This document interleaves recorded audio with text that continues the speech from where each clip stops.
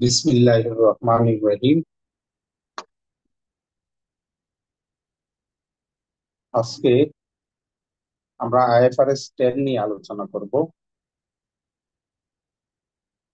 IFRS 10 মূলত কিভাবে consolidated financial statement তৈরি করতে হয় সে বিষয়ে আলোচনা করা হয়েছে।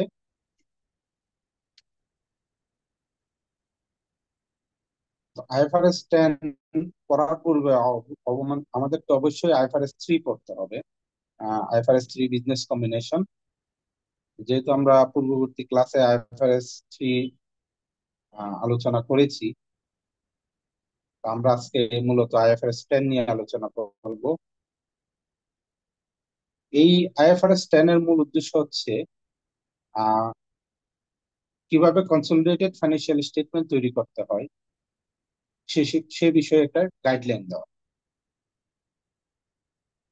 আমরা আইএফআরএস 3 তে বিজনেস কম্বিনেশনে এখানে আমরা বলছি যে গুডউইল কিভাবে ক্যালকুলেশন করতে হয়, এবং আমরা ওখানে তিনটা ফর্ম অফ বিজনেস কম্বিনেশন নিয়ে আলোচনা করছি। ওখানে স্ট্যাটুরি মার্জার, তারপর কনসলিডেশন, স্টক অ্যাকুইজিশন। আমরা স্টক অ্যাকুইজিশন যখন হয় তখন কি হয়,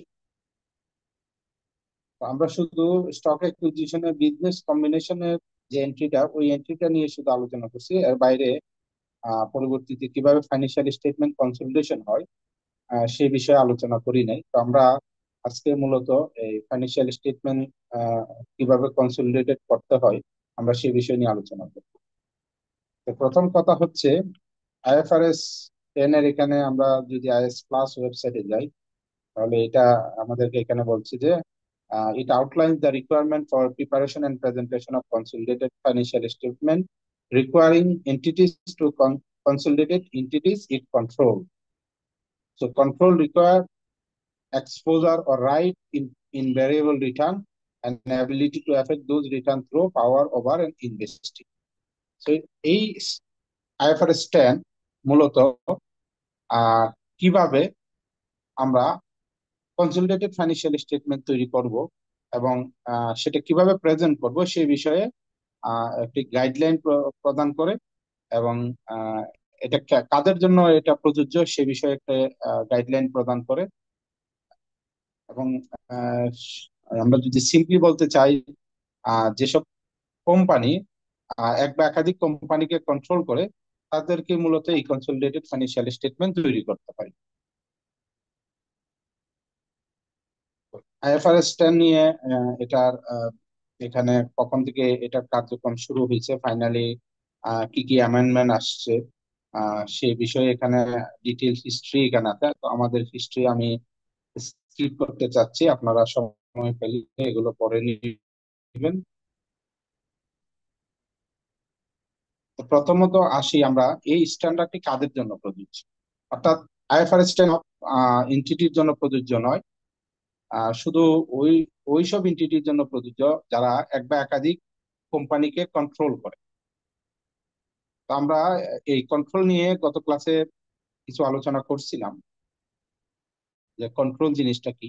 আমরা ইনভেস্টমেন্টে আমরা তিনটা বিষয়কে গুরুত্ব দিয়েছি, যে 20% নিচে হলে একরকম, 20 to 50% আমরা বললাম যে অ্যাসোসিয়েট কোম্পানি, মোর দেন 50% হলে প্যারেন্ট সাবসিডিয়ারি রিলেশনশিপ তৈরি হয়। তো এই আইএফআরএস এ মূলত আহ, এভাবে প্যারেন্ট সাবসিডিয়ারি রিলেশনশিপকে ডিফাইন করে নাই।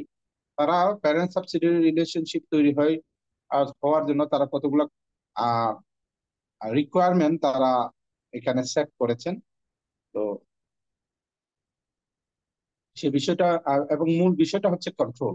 অর্থাৎ সেই কন্ট্রোলটা কিভাবে আসবে।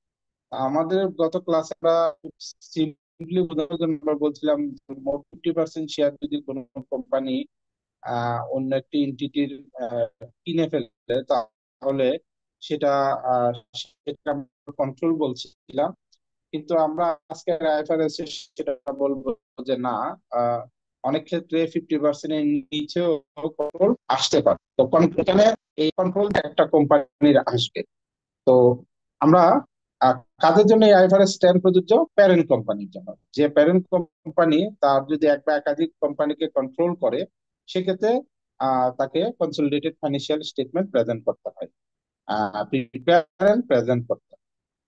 আর এই আইএফআরএস এ এই কনসলিডেটেড ফাইন্যান্সিয়াল স্টেটমেন্ট যেহেতু প্যারেন্ট কোম্পানি তৈরি করতে হয়, সেই জন্য সেই প্যারেন্ট কোম্পানিকে সেটাকে আইডেন্টিফাই করার জন্য তারা কন্ট্রোলটাকে ডিফাইন করার চেষ্টা করেছে। Define the principles of control. এবং আহ, তারা এই আইফআরএস 10 ইস্টাবলিশ করছে যে control should be the basis for consolidation. অর্থাৎ কনসলিডেটেড ফাইন্যান্সিয়াল স্টেটমেন্টের জন্য কন্ট্রোলটা হবে বেসিস।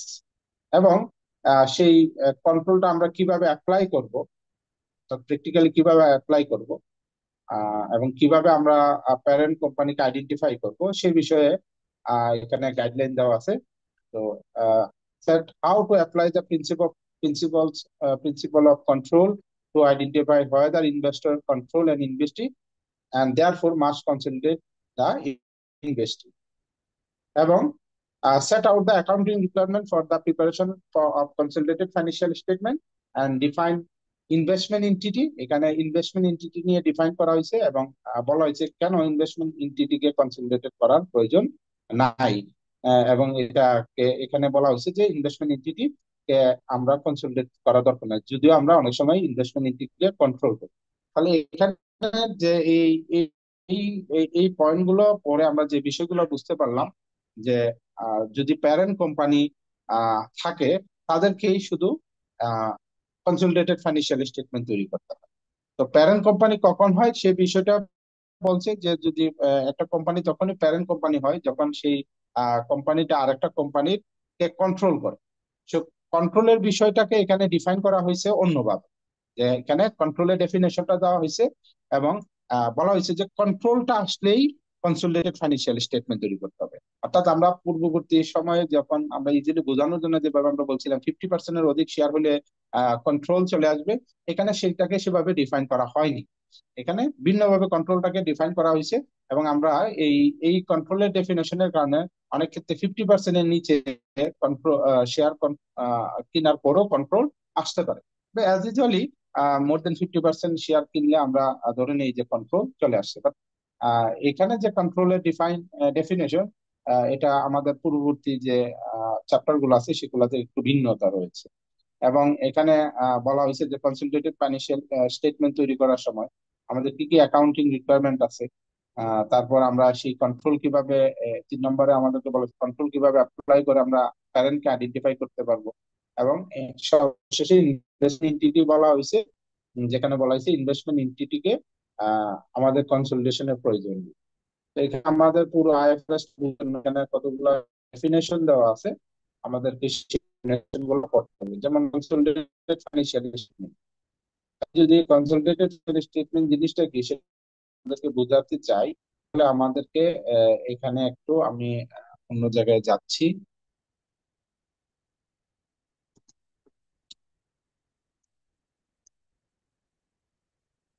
একটা ওয়ার্ড ফাইলে যাচ্ছি।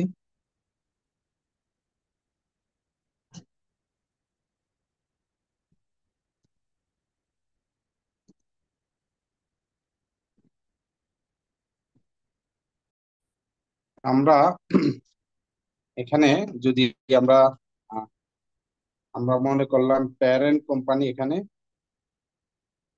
প্যারেন্ট, আর আমরা সাবসিডিয়ারি। আমরা মনে করলাম আমাদের প্যারেন্ট কোম্পানির নাম হচ্ছে A. Wait for few minutes.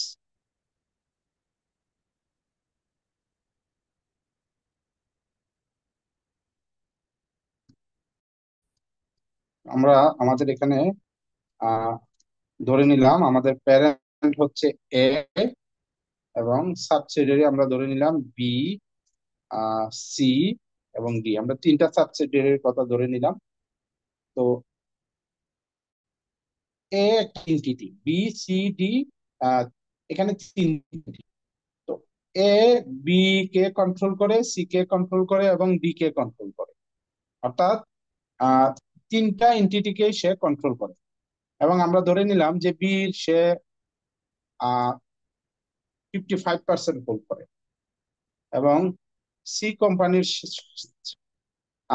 60% say control করে, এবং ডি কোম্পানির 100% কন্ট্রোল করে।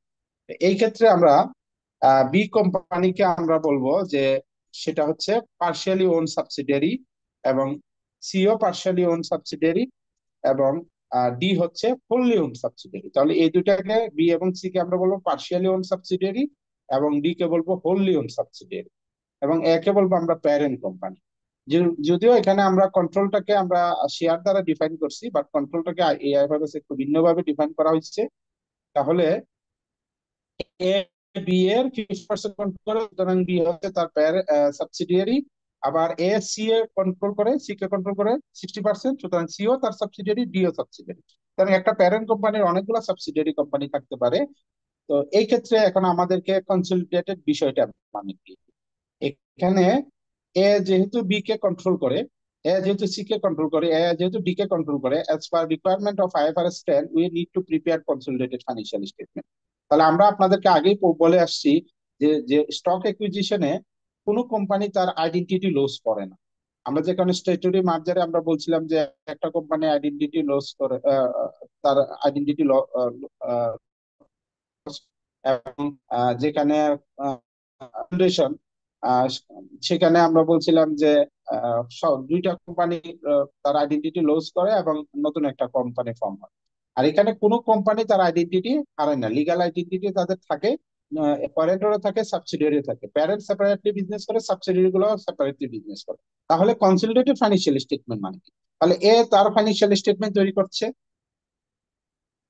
বি ফাইন্যান্সিয়াল স্টেটমেন্ট তৈরি করছে, সি সেও ফাইন্যান্সিয়াল স্টেটমেন্ট তৈরি করছে, অ্যাসেট ফাইন্যান্সিয়াল স্টেটমেন্ট সেও তৈরি করতেছে, ডি সেও অ্যাসেট ফাইন্যান্সিয়াল স্টেটমেন্ট তৈরি করছে। তাহলে কয় সেট ফাইন্যান্সিয়াল স্টেটমেন্ট তৈরি হচ্ছে? এক সেট, দুই সেট, তিন সেট, চার সেট। প্যারেন্ট তার এক সেট তৈরি করছে, সাবসিডিয়ারি বি সি ডি তারাও অ্যাকসেপ্ট করে ফাইন্যান্সিয়াল স্টেটমেন্ট তৈরি করছে। তাহলে টোটাল এই যে গ্রুপ অফ কোম্পানি, এখানে যতগুলো কোম্পানি আছে সবগুলোকে আমরা একসঙ্গে গ্রুপ অফ কোম্পানিজ বলবো। এই এই কোম্পানিগুলা ইন্ডিভিজুয়ালি চার সেট ফাইন্যান্সিয়াল তৈরি করছে। এখন আইএফআরএস 10 বলতেছে না, you must prepare additional set of financial statement. তাহলে এডিশনাল সেট কি? এই এডিশনাল সেটটা হচ্ছে কনসলিডেটেড ফাইন্যান্সিয়াল স্টেটমেন্ট। তো কনসলিডেটেড ফাইন্যান্সিয়াল স্টেটমেন্ট, এখানে তাহলে কি হবে? এখানে এ প্লাস, এখানে যেটা হবে A plus B plus C plus D, এই চারটা কোম্পানির ফাইন্যান্সিয়াল স্টেটমেন্ট একত্র করে অ্যাসেট ফাইন্যান্সিয়াল স্টেটমেন্ট তৈরি করা হবে। তার মানে আমি আমি আবার জিনিসটা ক্লিয়ার করছি। এ তার ফাইন্যান্সিয়াল স্টেটমেন্ট তৈরি করছে, যেহেতু A separate legal entity. B সেও অ্যাসেট ফাইন্যান্সিয়াল স্টেটমেন্ট তৈরি করছে। সি সেও অ্যাসেট ফাইন্যান্সিয়াল স্টেটমেন্ট তৈরি করছে। ডি সে ডিও অ্যাসেট ফাইন্যান্সিয়াল স্টেটমেন্ট তৈরি করছে। কিন্তু আইএফআরএস 10 বলছে যেহেতু এ প্যারেন্ট এবং বি সি ডি সাবসিডিয়ারি, সুতরাং এই প্যারেন্ট তার সবগুলো সাবসিডিয়ারিকে কনসলিডেট করবে, কনসলিডেট করে অ্যাসেট ফাইন্যান্সিয়াল স্টেটমেন্ট তৈরি করবে, যেটা কনসলিডেটেড স্টেটমেন্ট। আশা করি আপনারা কনসলিডেটেড ফাইন্যান্সিয়াল স্টেটমেন্ট বিষয়টা একটু বুঝতে পারছেন। তাহলে এখানে কয় সেট ফাইন্যান্সিয়াল স্টেটমেন্ট হলো টোটাল? এর অ্যাসেট, বি এর অ্যাসেট, সি এর অ্যাসেট, ডি এর অ্যাসেট, এবং অ্যাসেট কনসলিডেটেড। তাহলে টোটাল হলো আমাদের পাঁচ সেট, মোটামুটি পাঁচ সেট ফাইন্যান্সিয়াল স্টেটমেন্ট।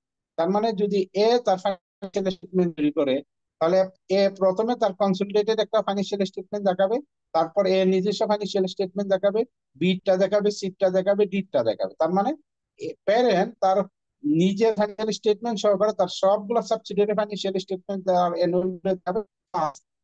সে একটা কনসলিডেটেড একটা ফাইন্যান্সিয়াল স্টেটমেন্টও সে প্রেজেন্ট করে। তা আমি আশা করি আপনারা বিষয়টা ক্লিয়ারলি বুঝতে পারছেন। আহ যদি না বুঝতে পারেন আবার প্রথম থেকে টেনে দেখবেন, তাহলে আমার মনে হয় বিষয়টা বুঝতে পারবেন। তো আমরা পরবর্তী পর্যায়ে যাওয়ার জন্য এই বিষয়টা একটু বুঝে নেওয়াটা গুরুত্বপূর্ণ, কারণ অঙ্ক করার আগে এই বিষয়টা আমাদেরকে ক্লিয়ার করতে হবে। তো আমরা এখন আবার আমাদের আইএফআরএস এ চলে যাচ্ছি। তো এখানে আমাদের আশা করি আপনারা বুঝতে পারছেন কনসলিডেটেড ফাইন্যান্সিয়াল স্টেটমেন্ট হচ্ছে যে সাবসিডিয়ারি আছে এবং তার প্যারেন্ট আছে, তার সব প্যারেন্ট এবং সাবসিডিয়ারির যে ফাইন্যান্সিয়াল স্টেটমেন্ট আছে, সেই ফাইন্যান্সিয়াল স্টেটমেন্টের অ্যাসেট লাইবিলিটিজ রেভিনিউ এক্সপেন্স মিলে নতুন অ্যাসেট ফাইন্যান্সিয়াল স্টেটমেন্ট তৈরি করা। এখানে প্যারেন্ট সাবসিডিয়ারি সবার একসঙ্গে মিলে একটা ফাইন্যান্সিয়াল স্টেটমেন্ট তৈরি হবে। এবং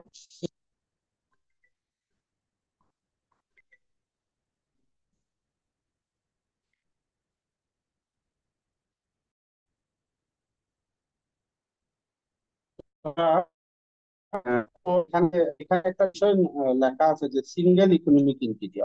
আমরা এখানে যে এ বি সি ডি, যখন আমরা ফাইন্যান্সিয়াল স্টেটমেন্ট নতুন স্টেটমেন্ট তৈরি করবো, তখন আমরা ধরে নিব এজ এ সিঙ্গেল এন্টিটি। অর্থাৎ হচ্ছে অ্যাজাম্পশন করে নিব আমরা যে A B C D as if it they are as they work as an single entity, but তারা কিন্তু আলাদা আলাদা সব। প্রত্যেকে আলাদা, প্রত্যেকে আলাদা আলাদা movement আছে, প্রত্যেকেরই আলাদা ফাইন্যান্সিয়াল স্টেটমেন্ট তৈরি করে। তো আমরা প্রত্যেকের আলাদা ম্যানেজমেন্ট আছে এবং প্রত্যেকে আলাদা ফাইন্যান্সিয়াল স্টেটমেন্ট তৈরি করে, প্রত্যেকের আলাদা লিগ্যাল আইডেন্টিটি আছে। শুধু আমরা কনসলিডেটেড ফাইন্যান্সিয়াল স্টেটমেন্ট তৈরি করার সময় আমরা ধরে নিব এ বি সি ডি প্রত্যেকেই সেপারেট, সেপারেট না মানে সিঙ্গেল এন্টিটি। তারপর আমরা এখানে কন্ট্রোলের ডেফিনেশন দেওয়া আছে। আপনারা পুরো বিষয়টা পড়বেন, এখানে আমি ভিডিও সময় বেড়ে যাবে, আমি স্কিপ করে যাচ্ছি।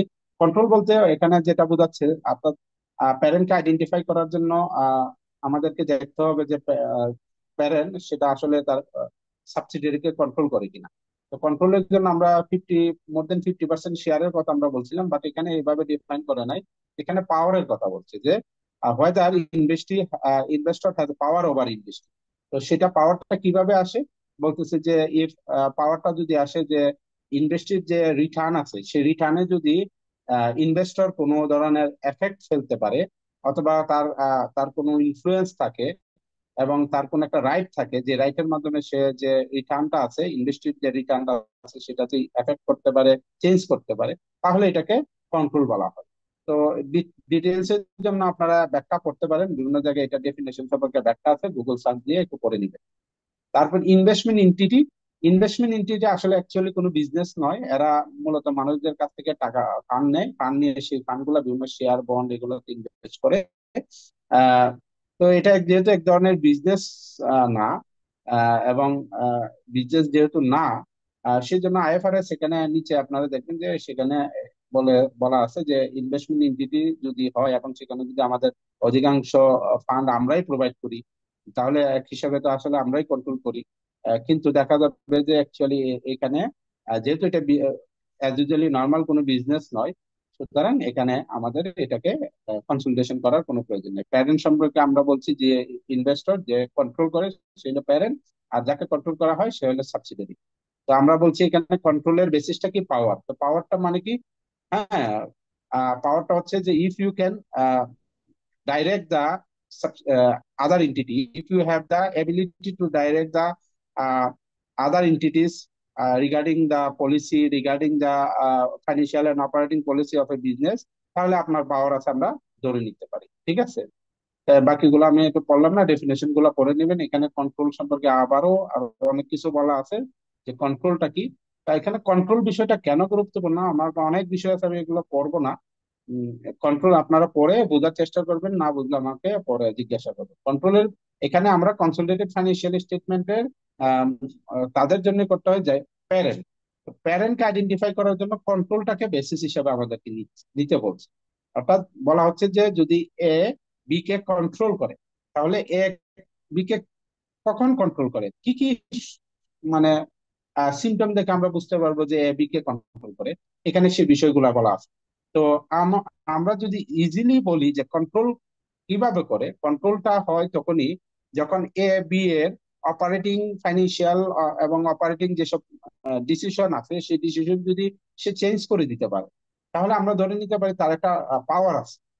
এবং সেই চেঞ্জের মাধ্যমে সে কিন্তু প্রতিষ্ঠানের রেভিনিউ এবং ওই সাবসিডিয়ারির যে প্রফিট আছে সেই প্রফিটে কিন্তু সে একটা এফেক্ট ফেলতে পারে এবং ক্ষেত্র বিশেষে সে পরিবর্তনও করতে পারে।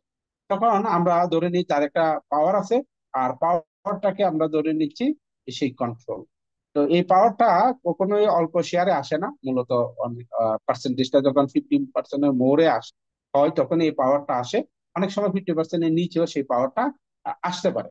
তো এই কন্ট্রোলটা হবে আমাদের কনসলিডেশনের বেসিস, অর্থাৎ কন্ট্রোলকে দিয়েই, কন্ট্রোলটা যদি আসে তাহলে আমরা একটা এন্টিটিকে প্যারেন্ট বলবো, আর যাকে কন্ট্রোল করে তাকে আমরা সাবসিডিয়ারি বলবো। আমরা এরপরে চলে যাচ্ছি অ্যাকাউন্টিং রিকোয়ারমেন্ট। কাদের জন্য কনসলিডেটেড ফাইন্যান্সিয়াল স্টেটমেন্ট তৈরি করতে হবে? শুধু প্যারেন্টের জন্য, সাবসিডিয়ারি কিন্তু সেই বাধ্যবাধকতা নেই। এর বাইরেও বলা হচ্ছে কাদের জন্য তৈরি করতে হবে না, এখানে কতগুলা রিকোয়ারমেন্ট দিছে। যেমন প্রথমে বলছে যে it is wholly own subsidiary or is a partially own subsidiary of another entity. যদি আমি যেটা কন্ট্রোল করি সেটা যদি আরেকটা কোম্পানির হোললি ওন সাবসিডিয়ারি হয় অথবা পার্শিয়ালি ওন সাবসিডিয়ারি হয়, তাহলে আমার ওই কোম্পানিটাকে কনসলিডেট করার প্রয়োজন নেই। ভিতরে আরো অনেক কিছু লেখা আছে, আমি জাস্ট একটা ওভারভিউ দিচ্ছি। যে কোম্পানি পাবলিকলি ট্রেডেড নয়, অর্থাৎ যে কোম্পানি পাবলিক লিমিটেড কোম্পানি নয় তাদের জন্য কনসলিডেটেড ফাইন্যান্সিয়াল স্টেটমেন্ট তৈরি করা বাধ্যতামূলক নয়। তবে আমি বলবো যে আমাদের যদি আমাদের একটা প্রাইভেট লিমিটেড কোম্পানিও যদি আহ, তার অনেকগুলা সাবসিডিয়ারি কোম্পানি থাকে, সে ইচ্ছে করলে কিন্তু কনসলিডেটেড ফাইন্যান্সিয়াল স্টেটমেন্ট তৈরি করে। এবং অনেক প্রাইভেট লিমিটেড কোম্পানি কিন্তু কনসলিডেটেড ফাইন্যান্সিয়াল স্টেটমেন্ট তৈরি করে, যদিও তাদের জন্য এটা রিকোয়ারমেন্ট। আবার যে কোম্পানি এখনো এখনো মানে যদি কোনো কোম্পানি প্রাইভেট লিমিটেড কোম্পানি কিন্তু সে হয়তো পাবলিক লিমিটেড কোম্পানির জন্য অ্যাপ্লাই করছে, তাদের জন্য কিন্তু কনসলিডেটেড ফাইন্যান্সিয়াল স্টেটমেন্ট তৈরি করতে হয়। কিন্তু যদি এরকম অবস্থা না হয়, সে প্রাইভেট লিমিটেড কোম্পানি এবং সে কোনো স্টক মার্কেটে লিস্টেডের জন্য কোনো অ্যাপ্লিকেশন করে নাই, হ্যাঁ, বাংলাদেশে যেমন বাংলাদেশে আছে বিসেক, বিসেক এর কাছে যদি অ্যাপ্লিকেশন করে না, তাহলে তাকে কনসলিডেটেড ফাইন্যান্সিয়াল স্টেটমেন্ট তৈরি করতে হয় না। এবং যদি ইনভেস্টমেন্ট এন্টিটি হয় তাকেও কনসলিডেটেড করতে হয় না।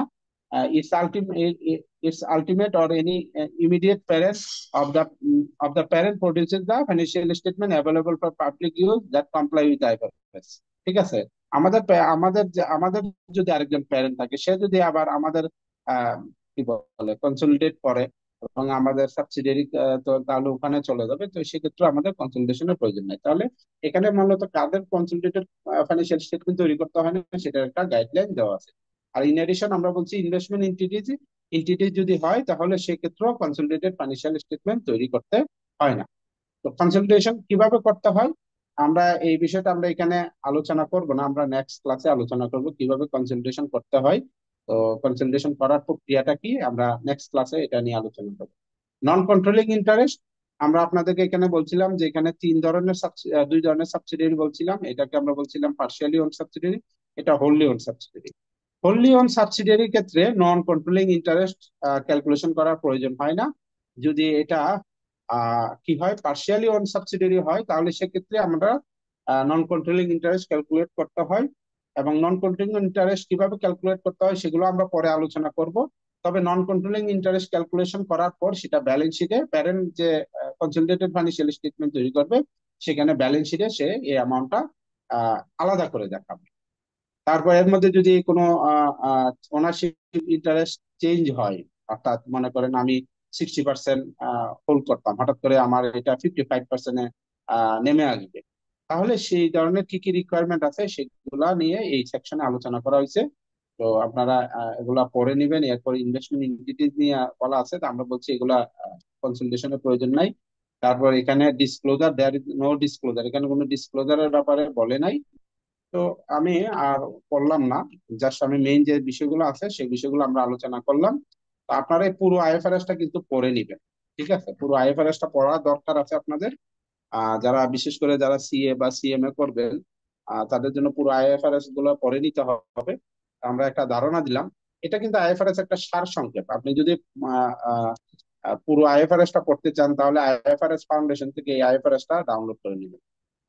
এটা পুরোটা, বিশেষ করে যারা প্রফেশনাল অ্যাকাউন্টেন্ট হবে তাদেরকে পুরোটাই পড়ে নেওয়া উচিত। এখানে ব্যাখ্যা সহকারে বিভিন্ন বিষয়ে যে কনফিউশন গুলা হয় পড়ার পড়ার সময়, এই কনফিউশন গুলা এখানে পিছনে ব্যাখ্যা আছে, অ্যাপেন্ডিক্স আছে, তারপর বিভিন্ন রকম ব্যাখ্যা আছে, হ্যাঁ, অ্যাপ্লিকেশন গাইডেন্স আছে।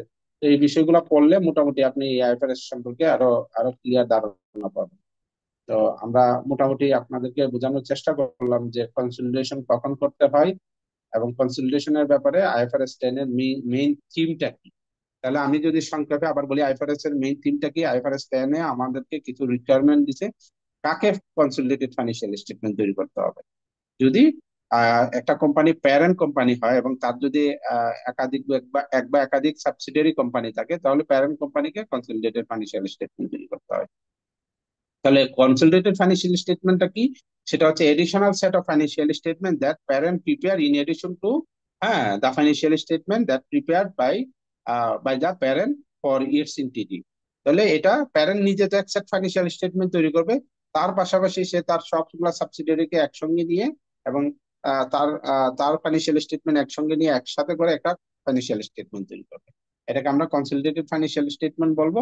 এবং এখানে কিন্তু তাহলে চারটা, তিনটা, যদি আমাদের সাবসিডিয়ারি থাকে, একটা যদি প্যারেন্ট থাকে, তাহলে আমাদের টোটাল চারটা ফাইন্যান্সিয়াল স্টেটমেন্ট তৈরি হবে এবং একটা কনসলিডেটেড ফাইন্যান্সিয়াল স্টেটমেন্ট তৈরি হবে। তো এই গেল আমাদের, আমি আর এই বিষয়টা আলোচনা করতে চাই না, আমরা সরাসরি এখন আমি একটা কনসলিডেটেড ফাইন্যান্সিয়াল স্টেটমেন্টে চলে যাব।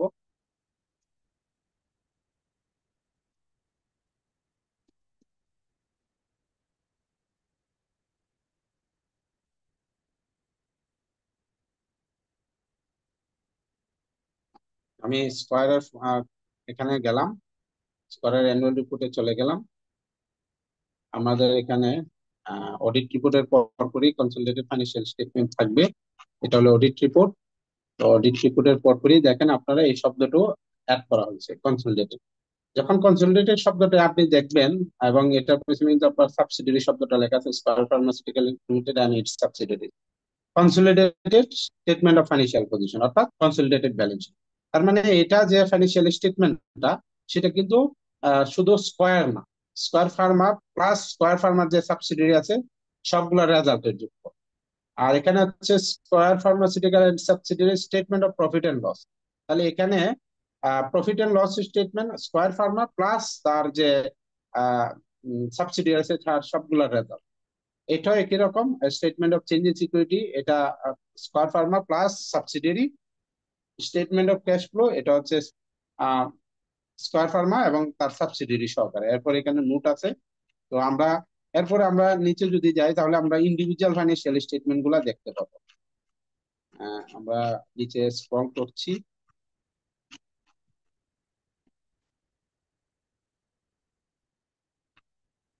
এটা হচ্ছে ইন্ডিভিজুয়াল, দেখেন এখানে কনসলিডেটেড শব্দটা নাই। তার মানে স্কয়ার ফার্মাসিউটিক্যালস যে কনসলিডেটেড শব্দটা যেহেতু নাই এখানে, তার মানে এটা হচ্ছে শুধু স্কয়ার ফার্মাসিউটিক্যালস এর ফাইন্যান্সিয়াল স্টেটমেন্ট, এটা কনসলিডেটেড না। তাহলে স্কয়ার ফার্মাসিউটিক্যাল নিজে তার ফাইন্যান্সিয়াল স্টেটমেন্ট তৈরি করছে এবং একসেট আবার তার সাবসিডিয়ারি সহকারে একসেট ফাইন্যান্সিয়াল স্টেটমেন্ট তৈরি করছে। তাহলে এটা হলো মূল কোম্পানি, প্যারেন্ট কোম্পানির ফাইন্যান্সিয়াল স্টেটমেন্ট। এখন আসেন, এর নিচে অবশ্যই সাবসিডিয়ারি কোম্পানির ফাইন্যান্সিয়াল স্টেটমেন্ট থাকবে। আমরা স্ক্রল করে নিচে যাচ্ছি।